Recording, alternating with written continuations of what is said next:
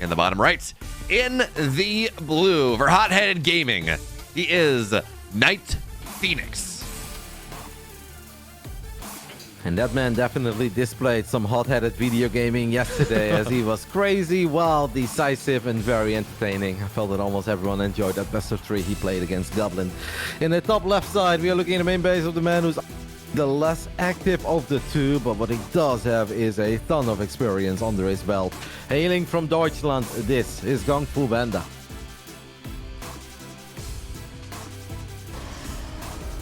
And poor Goblin. I know this is we're talking about GunGFu and NightPhoenix here, but Goblin should have 2-0'd here, Marine. He should have put himself in one of those 2-1. I want to say 2-1, 2-0 scoreline matches. Had multiple shots to qualify, and instead he kind of throws a game away in game 2. Here, Marine, of course, played very well, and his TVP is known as being that good for a reason, but instead, Goblin, he goes down 1-2. He has to play these. He goes down to 1-1, I think it was at the time. He has to play these PvPs.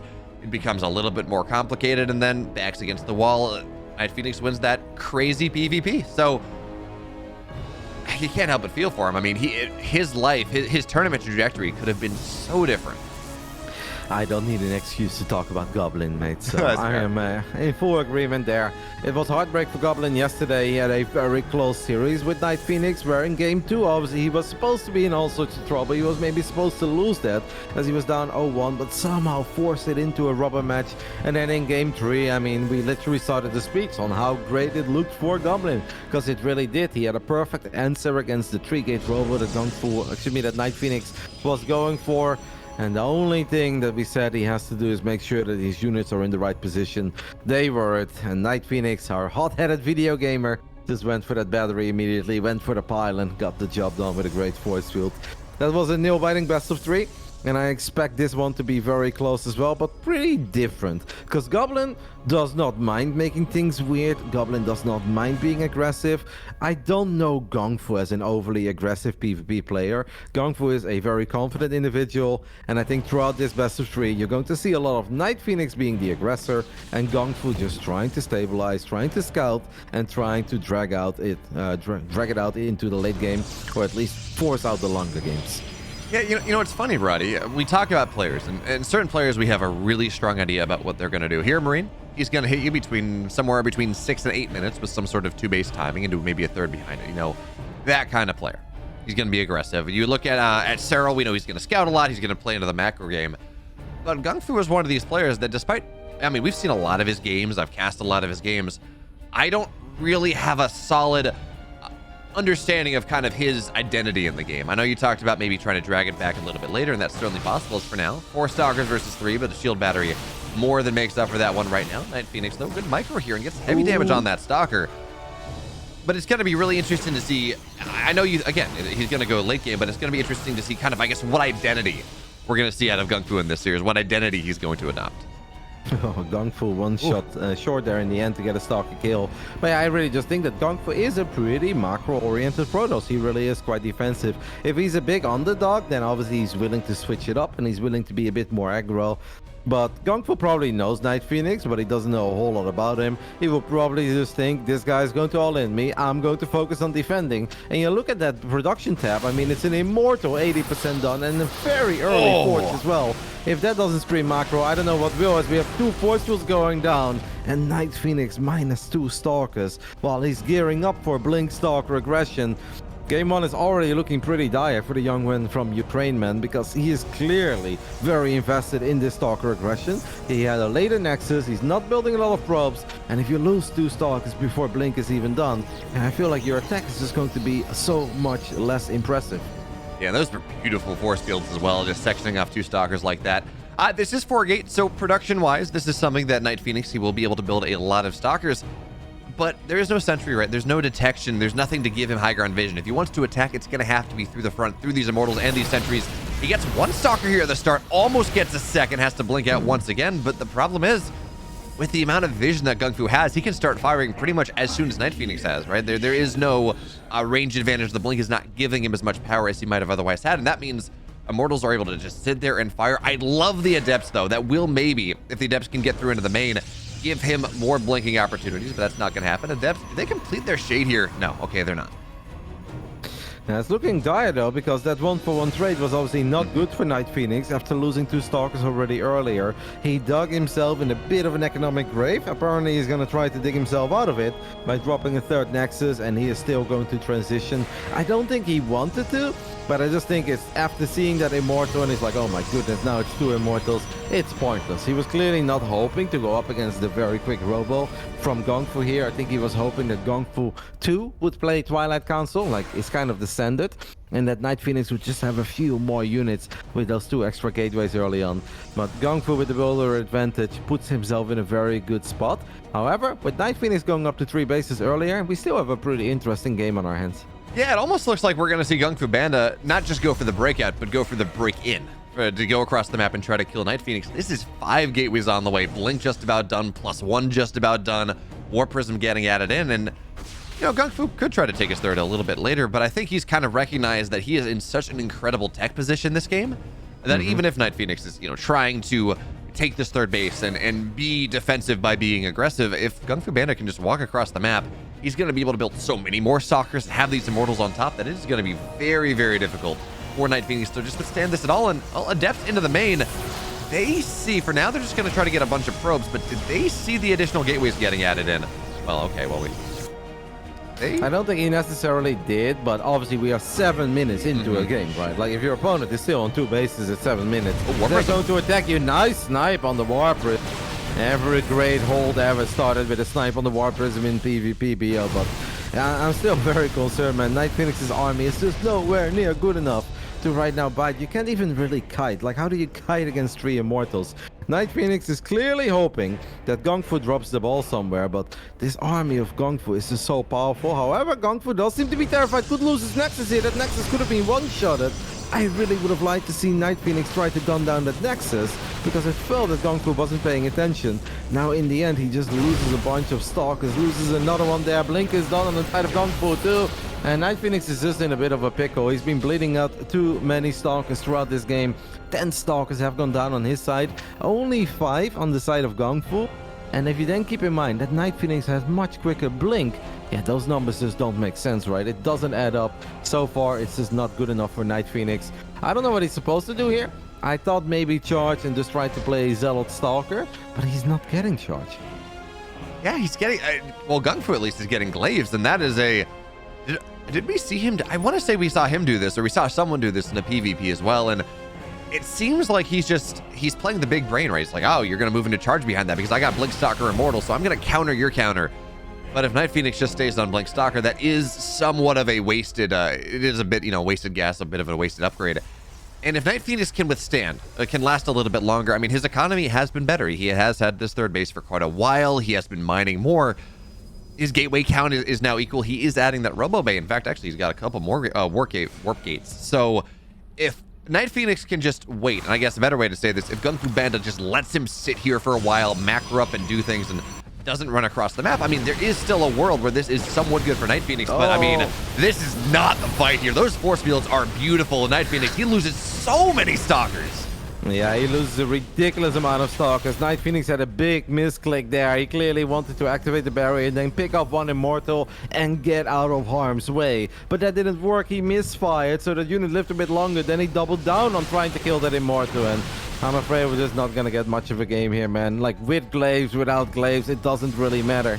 GungFu Stalker Immortal army is just a whole lot bigger. It's a whole lot better. This Robo is very exposed as well, and it seems that game 1 is just all the veteran here. That Robo is probably gonna get picked up as well before the Immortal even comes out. There really isn't anything that NightPhoenix can do here. Probes are not going to be good against the Adepts with glaives, and the Stalker numbers still heavily favor GungFu. Game 1 will go in favor of our German veteran Protoss. GG gets called. GungFu had a good read on this game. Maybe he's done his homework. Maybe he saw that best of 3 that NightPhoenix played yesterday against Goblin, and he's like, ha, so you're an aggressive boy, hey? And they scouted a little bit in the beginning, and GungFu's like, you made units first. You could expand, but your expand is always going to be later. It might be worth it for me to go for a Robo. He did, and it just honestly kept him very safe throughout the game. Yeah, Well, I know we've been talking about this a lot, but we do have to consider the fact that this is by far the highest leverage game that we've ever seen NightPhoenix play. You know, he's played in what was the Apprentice or the Alpha X European Junior Apprentice, series. and well, I was gonna say like in events where he has made finals, but those are small change. You know, they're not nearly to the level of playing in DreamHack Masters in any sort of premier level tournament.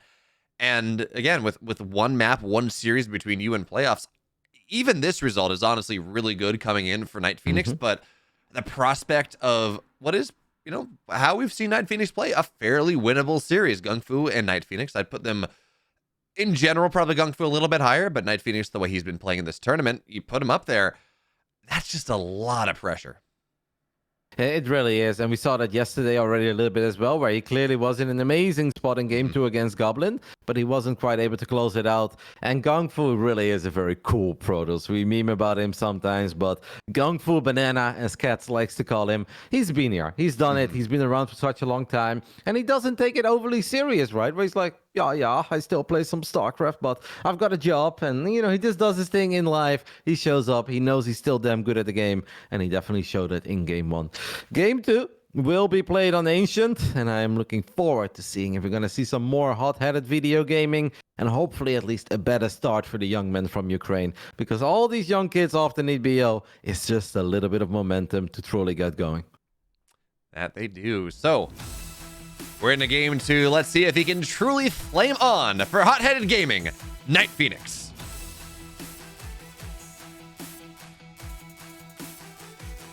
In the bottom left side, we are looking at the main base of our German veteran. He's been around the block. He's been in the playoffs as well in the past, so this is no new territory to him. This is JonkopingBanDa.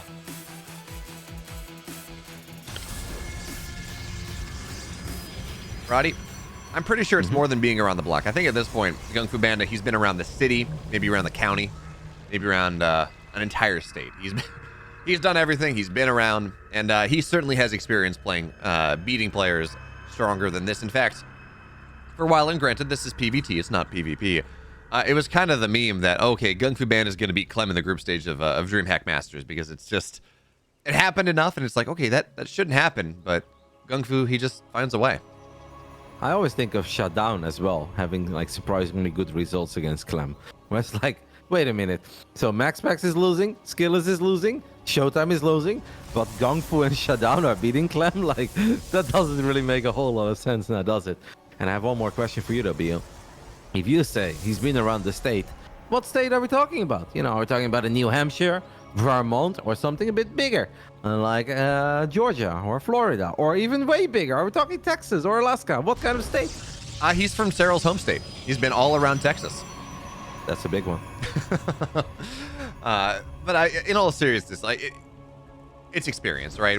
Regardless of how far GunGFu has traveled, and you know he's traveled far too. I mean, he played a great series against Scarlet at DreamHack Atlanta last year. That was actually kind of sad because that one wasn't broadcast. That one wasn't on any of the streams, I don't think. But everyone was just kind of sitting behind their two shoulders because it was like a 45-minute late game PvZ that was not a draw state. It was both players fighting really hard for the entire time, and the sad thing was they were, you know, against each other. They had the dividing wall, so I was just kind of sitting there and looking behind Scarlet's screen for a little bit, then running onto the other side and looking at GunGFu's and just kind of trying to see what was happening. But, you know, travel. There we go. That's how that works out. It's funny that you say he's been around Texas. Texas is literally bigger than Germany. Yeah. Twice even. More than twice. All right. We've got the quick Stargate on the side of NightPhoenix. Obviously, our Ukrainian youngster who once more does not shy away from a little bit of micro game, but the 4-stalker opening really does not always pay off. Now it's 2 stalkers into 2 adepts. I think he got a bit carried away there with that second stalker. He might end up losing it. It's awfully close. I think it's one more hit. Yes, it is one more hit.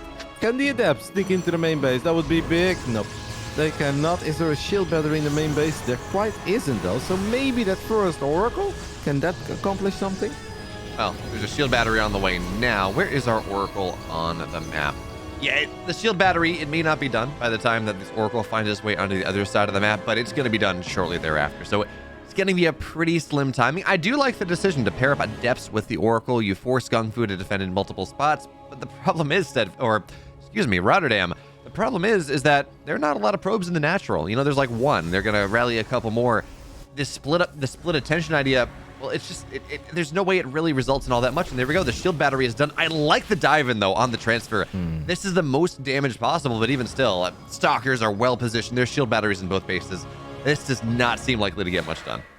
The idea was good, but GunGFu's defense was just even better. Now the adepts do show up one more time and will shade deep into the main base. So this is actually now starting to look a little bit better. Unfortunately, the shots were a tiny bit out of sync there. So he was forced to fire at that one probe again. He could have killed one more probe. GunGFu drops a Dark Shrine in the top left side, while NightPhoenix is once more heading into pretty quick blink. Was a couple workers behind, still is, but at least he breached that gap a little bit. I just kind of think we're going to see more Blink Stalker aggression, man, because we already have that pylon in the bottom side of the map.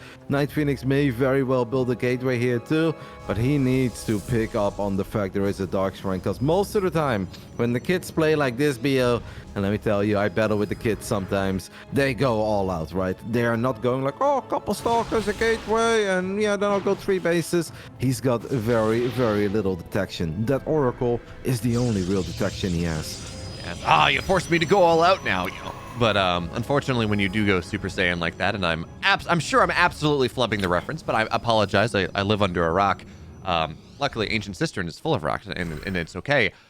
When you do commit to that so much, yeah, it does become rather difficult. Now, at least there is a Stargate. You know, he talks about that one Oracle. Even if that does get sniped, if NightPhoenix is aware of this, he can build another one. But actually, I mean, I don't even know where is that Oracle right now? It's okay, it's back chilling in the main. I kind of expected to see it on the other side just as a, okay, I have high ground vision, I can blink in the main, but NightPhoenix just wants to shove through the front, apparently. This is gonna get wild, man, because the Stalker numbers do favor NightPhoenix a tiny bit. He's got more, he's got Blink versus no Blink, but what NightPhoenix probably needs to do is make the hard decision, immediately recall. If he does not recall, he's gonna end up losing so many probes. Don't try to deal with this by warping into Stalkers and dropping a Revelation. We need to recall, I really think we need to recall. He doesn't want to recall, he doesn't want to give up on the aggression, which means he's just going to lose so much BO. It hurts every time when the Invisible Man does his thing. Look at the Stalkers on the other side of the map. He's doubling down. But how? Like, there's no way. Defensive DTs mean you never win this fight, at least not quick enough. And yeah, so they're going to get on top. They're going to get a couple sentries. Stalkers go down, and there's a shield battery overcharge here with the probe pull and the defensive DTs. We're going to see more of them warped in. The DTs on the other side are not getting dealt with. And even as GunGFu, actually, he's not really losing probes yet. So even as GunGFu will eventually start to lose probes, we can assume NightPhoenix is never going to win this fight. He continues to lose more and more. He adds an Oracle, right? That is nice. He says, okay, I've dealt with this enough at home. There is a DT in the main that he has not dealt with, but he brings the Oracle onto the other side.